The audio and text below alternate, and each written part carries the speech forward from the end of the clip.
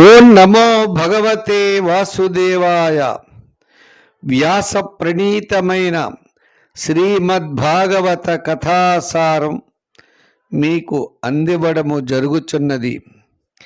శ్రీమద్భాగవతమయందు అనేకమైన స్వామి లీలా విశేషములు కలవు. అవన్నీ కూడా మనము శ్రవణము చేయడం ద్వారా అనంతమైన ఫలితములు మనకు లభించును. యోంత ప్రవిశ్యమవాచమిమాం ప్రసుప్తాం సంజీవయత్యఖిల శక్తిధరస్వధామ్నా అన్యాశ్చ అస్తచరణశ్రవణత్వగాదీన్ ప్రాణాన్నమో భగవతే పురుషాయ తుభ్యం. కృష్ణం వందే జగద్గురుం. ఓం నమో శ్రీ లక్ష్మీ వెంకటేశ్వరాయ శ్రీ మహాగణాధిపతయే నమః. ఓం నమో భగవతే వాసుదేవాయ. నారాయణం నమస్కృత్య నరం చైవ నరోత్తమం దేవీం సరస్వతీం వ్యాసం తతో జయ ముదీరయేత్. వ్యాసం వసిష్ఠనప్తారం శక్తే పౌత్రమకల్మషం పరాశరాత్మజం వందే సుఖతాతం తపోనిధిం. ఈవేళ యొక్క విశేషంలో మహావిష్ణువు యొక్క మోహిని రూపాన్ని చూసిన పరమేశ్వరుడు మోహితుడవుతాడు అనే విషయాన్ని చెప్పుకుంటూ వచ్చారు. ఈ మోహిని అవతారం ఎందుకు ఎత్తడం జరిగింది అంటే దేవతలు రాక్షసులు సముద్రాన్ని మతించారు. మంథర పర్వతాన్ని కవంగా చేసుకుని వాసుకుని తాడుగా కవం యొక్క తాడుగా చేసుకుని ఆ స్వామి కూర్మావతారం ఎత్తి ఆయన వీపు మీద ఈ సముద్రం కింద 1,00,000 యోజనాలు విస్తీర్ణం కలిగిన దేహాన్ని వ్యాపించినటువంటి శ్రీ మహావిష్ణువు కూర్మావతారం ఎత్తితే దాని మీద ఈ మందర పర్వతాన్ని కవంగా చేసుకుని దేవతలు రాక్షసులు ఆ సముద్రాన్ని చిలికినప్పుడు అనేకమైన వస్తువులు ఉత్పన్నమైన తరువాత అంత్యమయ్యందు మహానుభావుడు అమృత కలశాన్ని పుచ్చుకుని పైకి వచ్చాడు. వచ్చినటువంటి కలశాన్ని దేవతలు రాక్షసులు పంచుకుంటే ఇబ్బంది లేకపోను. ఈ రాక్షసులు వెంటనే ఒక్కసారి ఆ మహానుభావుడు మీద పడి అమృత కలశాన్ని తీసుకుని పారిపోయారు. అప్పుడు దేవతలందరూ శ్రీ మహావిష్ణువుని వేడుకుంటే ఆయన వారికి ధైర్యాన్ని చెప్పి నేను చూస్తానని చెప్పి ఆ రాక్షసుల నుండి అమృత కలశం ఎలా తీసుకోవాలనే ఉపాయం ఆలోచన చేసి ఆయన మాయ ద్వారా శ్రీ మహావిష్ణువు మోహిని అవతారాన్ని ఎత్తాడు. ఆయన లీలా విశేషుడు. ప్రజలకి ఈ ముల్లోకాల్లో ఉన్నటువంటి వారందరికీ కూడా ఏ ఏ సమయాల్లో వారిని రక్షించవలసి వస్తుందో ఆయా సమయాల్లో వాళ్ళు రక్షించడం కోసం అనేక రూపాలని ఎత్తుతూ ఉంటాడు. అదే అవతార విశేషాలు. అలా మోహిని అవతారాన్ని ఎత్తాడు. మోహిని దేవి యొక్క రూపాన్ని చూసి రాక్షసులందరికీ కూడా అహో దివ్యమైన రూపం, ఇదివరకు ఎప్పుడు ఇటువంటి రూపాన్ని మనం చూడలేదు అని అందరి అభిప్రాయం ఇదే. కానీ అంతకుముందు నేను ముందర నాకు పొయ్యి అమృతం అని చెప్పి అనుకున్న వాళ్ళు ఈ మోహిని దేవి విషయంలో అందరూ ఏకాభిప్రాయానికి వచ్చేసారు. ఎవరైనా సరే ఈ మోహిని దేవితో స్నేహం చేయాలి అని వచ్చి ఆ మోహిని దేవిని వాళ్ళు అడిగారు. మీ అందరం కూడా మాకు ముందు అనుకుంటున్నాం, అంచేత నువ్వు అయితే న్యాయంగా పంచిపెడతావు, ధర్మంగా ఇస్తావని చెప్పి ఈ అమృత కలశాన్ని ఆ మోహిని దేవి యొక్క చేతిలో పెట్టారు. ఆమె దేవతలు ఇటు కూర్చోండి, రాక్షసు ఇటు కూర్చోండి అని చెప్పి కూర్చోబెట్టి స్వామి కదా ఆ లీలా విశేషాలు చేత ఆయన యొక్క మోహంలో రాక్షసులందరినీ మోహితుల్ని చేసి ఈ యొక్క అమృతాన్ని దేవతలకు అందరికీ పంచిపెట్టే చివరిని ఆ రూపాన్ని త్యజించి విష్ణు రూపంలో విష్ణులోకాన్ని చేరాడు. తర్వాత వీరంతా కూడా యుద్ధం చేశారు. యుద్ధమైంది. సరే, ఈ విషయం అంతా కూడా ఎవరికి తెలుసు? పరమేశ్వరుడికి తెలిసింది. పరమేశ్వరుడికి తెలిసి ఉరికినే ఆ స్వామిని పలకరిద్దామని బయలుదేరారు. వృషధ్వదోని సంయేదం యో శత్రూపేణ దానవాన్ మోహయిత్వా స్వరగణాన్ హరి సోమం అపాయయతు. శ్రీహరి స్త్రీ వేషం వేసుకుని ఆ రాక్షసులందరినీ కూడా మోహితుల్ని చేసి ఈ అమృతాన్ని దేవతలకు పంచిపెట్టాడనేటువంటి విషయాన్ని పరమశివుడికి తెలిసింది. వృషం ఆరుహ్య గిరిశ. గిరిశ అంటే శంకరుడు వృషభాన్ని ఎక్కి సర్వభూత గణై వృత. ఆ గణాలు ఉంటాయి మరి శివుడి దగ్గర, శివగణాలు. ఆ గణాలందరితో కూడినవాడై సహదేవ్యాయయౌ ద్రష్టం. సహదేవ్యా, ఆ సతీదేవి పార్వతీదేవి ఉన్నదే, ఆ పార్వతీదేవితో కూడా యయౌ వెళ్ళాడు ద్రష్టం చూడ్డానికి. ఎత్రాస్తే మధుసూదన. ఎత్ర మధుసూదన ఆస్తే తత్ర యయౌ. ఎక్కడైతే మధుసూదనుడు ఉంటాడో అక్కడికి వెళ్ళాడు. సభాజితో భగవత సాదరం సోమయా భవ. సోపవిష్ట ఉవాచేదం ప్రతిపూజ్య స్మయన్ హరిం.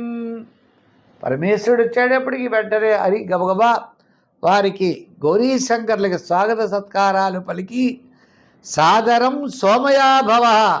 ఆ గౌరీదేవితో కూడా వారిద్దరికీ కూడా స్వాగత సత్కారాలు పలికి చిరునవ్వుతో గౌరవపూర్వకంగా వారితో మాట్లాడడం ప్రారంభం చేశాడు. మరి మొట్టమొదటి మహాదేవుడు అంటున్నాడు, దేవదేవా జగద్వ్యాపిన్ జగదీశ జగన్మయా సర్వేషామపి భావానాం త్వమాత్మా హేతురీశ్వర. నీవు సమస్తమైన విశ్వాన్ని వ్యాపించినటువంటి జగత్తుకి ప్రభువయ్యా, జగత్ స్వరూపుడువయ్యా, సమస్తమైన చరాచర ప్రాణులకి మూల కారణము నీవే, అందరికీ ప్రభువు నీవే. ఈ జగత్తు ఆది అంత మధ్యమాలన్నిటికీ నీవే. నీకంటే వేరే రూపం కలిగిన వారు ఎవరున్నారయ్యా? విశ్వస్య హేతు ఉదయస్థితి సంయమానాం. ఈ సృష్టి ఉద్భవించడానికి, రక్షించడానికి, నాశనం చేయడానికి నీవే. నీ రూపాలే అన్ని రూపాలు, నీలోంచి వచ్చినటువంటి రూపాలేనయ్యా. నీ యొక్క వాస్తవ రూపం ఎవరికి తెలుసు? ఎవరికీ తెలియదు. ఎలా ఉంటావో తెలియదు. అటువంటి నిన్ను అందరూ కూడా పరబ్రహ్మ అని భావిస్తూ ఉంటారు. ప్రకృతికి పురుషుడికి అతీతమైన వాడు పరమేశ్వరుడు. ప్రకృతి కాదు, పురుషుడు కాదు. అటువంటి పరమేశ్వరుడు అయ్యా నువ్వు. అన్యే వయంతి నవశక్తియుతం పరం త్వాం కేచిత్ మహాపురుషం అవ్యయం ఆత్మతంత్రం.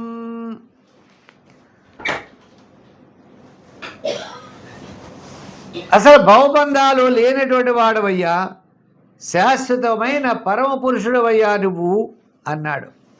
అంటూ అవతారా మయా దృష్ట రమమానస్య తే గుణై సహ ఆం తద్ద్రష్టుమిచ్చామి ఎత్తే యోషిద్వపుర్ధుతో.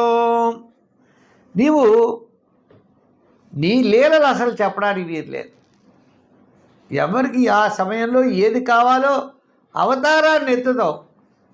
మరి ఆయన లక్ష్మీ నృసింహావతారాన్ని ఎత్తాడు ప్రహ్లాదుని రక్షించడానికి. కూర్మం తాబేలు యొక్క అవతారాన్ని ఎత్తాడు ఈ మందరగిరి పర్వతాన్ని ఎత్తడానికి. మోహిని అవతారాన్ని ఎత్తాడు రాక్షసులు దేవతలకు అమృతాన్ని పంచవడానికి. ఇలా ప్రతి సమయాల్ని కూడా ఆయా అవతార లీలా విశేషాలను ఎత్తుతూ ఉంటావు. ఇక్కడ మోహిని అవతారం ఎత్తాడు ఆ దేవతలకు అమృతాన్ని పంచిపెట్టడానికి. ఆ రాక్షసులందరినీ ఒక మాయలో పడేసాడు ఈయన, మోహిని అవతారం అని. నిజంగా వాళ్ళు బలవంతుడే, ఈ వ్యామోహం కాదు, ఆ భగవంతుడు అటువంటి విధంగా ఆ సమయంలో వారు ఏమీ చేయలేనట్లుగా చేసేటువంటి శక్తి ఆ భగవంతుడికి ఉన్నది. అటువంటి అవతారాన్ని ఎత్తావు అని చెప్పి ఆ మోహిని అవతారం, ఆ మోహిని రూపాన్ని నేను చూడాలని అనుకుంటున్నాను అన్నాడు. ఎవరు? శంకరుడు. అప్పుడు అవునాడు ఆయన, భగవంతుడు అన్నాడు, కౌతూహలాయ దైత్యానాం యోషిద్వేషో మయా ధృతః పశ్యతాసుర కార్యాణి గతే పీయూష భాజనే తత్తేహం దర్శయిష్యామి దిదృక్షో సురసత్తమా కామినాం బహుమంతవ్యం సంకల్ప ప్రభవోదయం. మాదేవా, కౌతూహలాయ దైత్యానాం యోషిద్వేషో మయాధృతః, ఆ రాక్షసులందరినీ ఆ అమృత కలశాన్ని ఎత్తుకుని పారిపోతూ ఉంటే వారి నుండి ఆ కలశం తీసుకోవడానికి ఆ సమయంలో నేను మోహిని అవతారం ఎత్తవలసి వచ్చింది. స్త్రీ రూపాన్ని ధరించాను. ఆ రూపం నువ్వు చూడాలనుకుంటున్నావు కనుక దానిని, ఆ అవతారాన్ని నీకు నేను చూపిస్తాను అని శ్రీ మహావిష్ణువు పరమేశ్వరుడితో అన్నాడు. ఇలా పలుకుతూ ఉండగా ఆ విష్ణు భగవానుడు ఇతి బ్రువానో భగవాన్ తత్రైవ అంతరధీయత, ఇలా పలుకుతున్నాడు విష్ణువు. ఎవరితోటి? శంకర్తోటి. వెంటనే విష్ణువు మాయమైపోయాడు. విష్ణువు మాయమైపోయాడు. మాయమైపోయేప్పటికీ ఒక అందమైన ఉద్యానవనం వచ్చేసింది ఆ ప్రాంతంలోకి.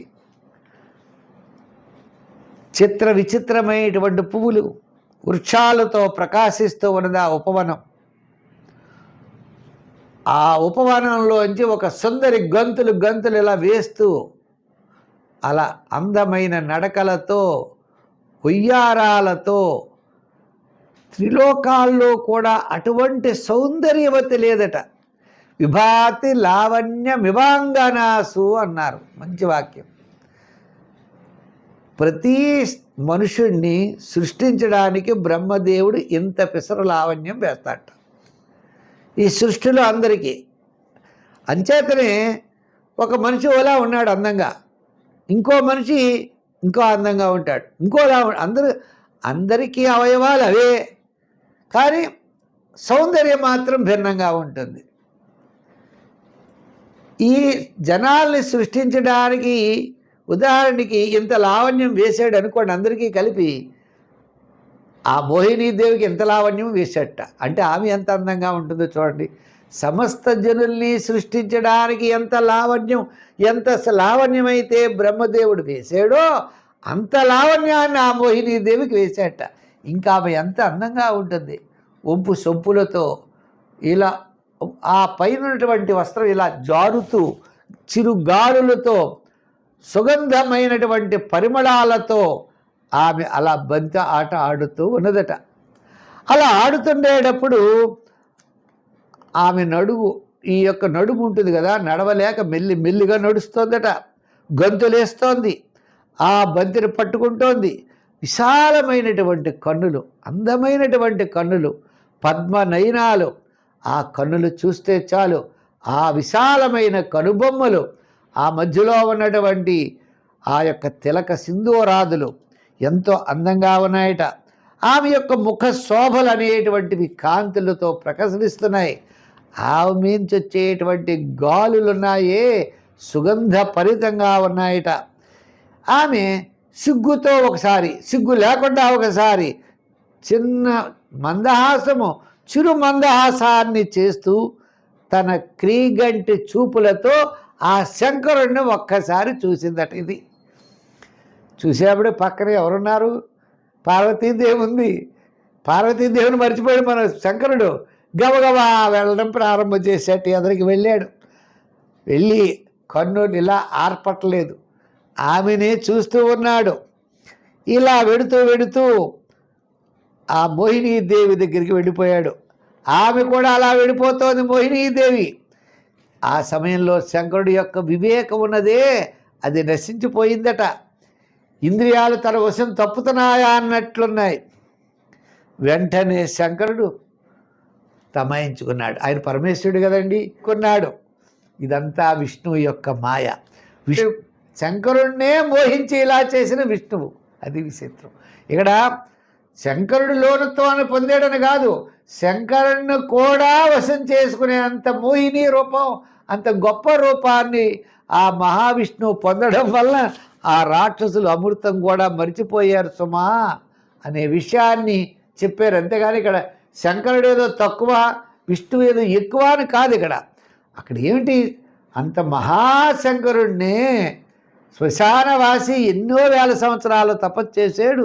ఆయనకి స్త్రీ వ్యామోహం లేదు, మన్మధుడినే జయించినటువంటి వాడు. ఇలా అటువంటి మహాపరమేశ్వరుడైనటువంటి శంకరుణ్ణే మోహింప చేయగలిగినంత విష్ణువు యొక్క మాయ అన్నారు. జడీకృత నృపశ్రేష్ఠ సన్యవర్తత కస్మలాత్. ఆ విష్ణువు యొక్క లీలలు అపారం. ఆ శంకర భగవానుడికి ఇంకా సిగ్గు అది పడలేదు. ఎందుకని ఆ మహావిష్ణువు యొక్క మాయలు ఆయనకి తెలుసు కదా. ఓహో, నన్నే మోహిని రూపంలో నన్ను కూడా వశం చేసుకునేంత గొప్ప శక్తి కలిగినది విష్ణుమాయ అనుకున్నాడు.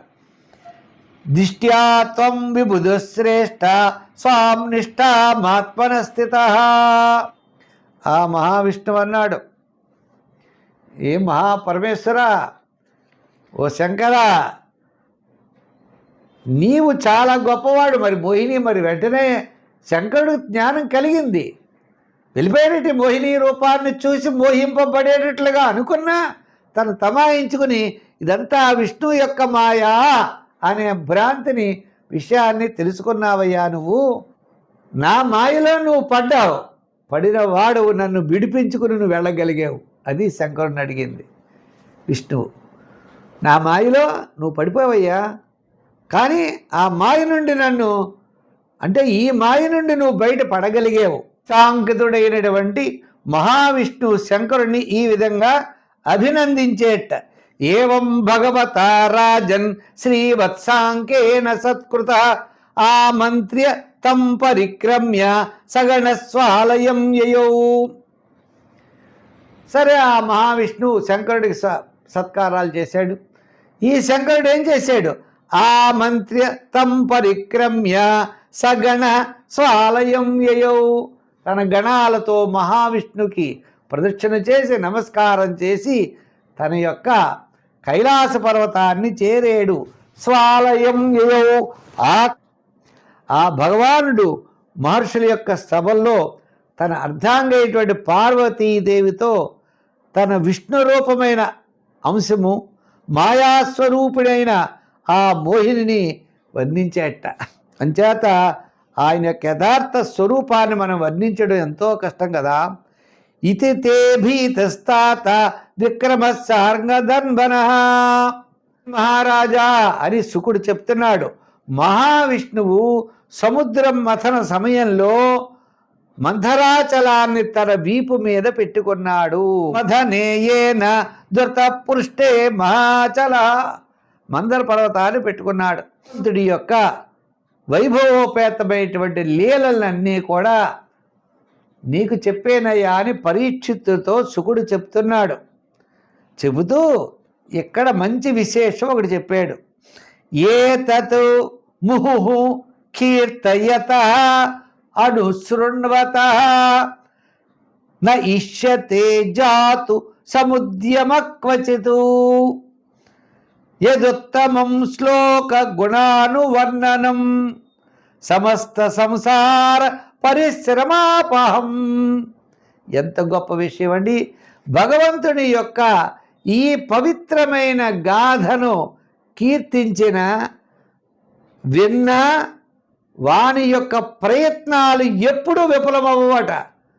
ఎప్పుడు సాధిస్తారు. ఒక మంచి పని ప్రారంభించాం, మనకి పనులు అవ్వట్లేదు.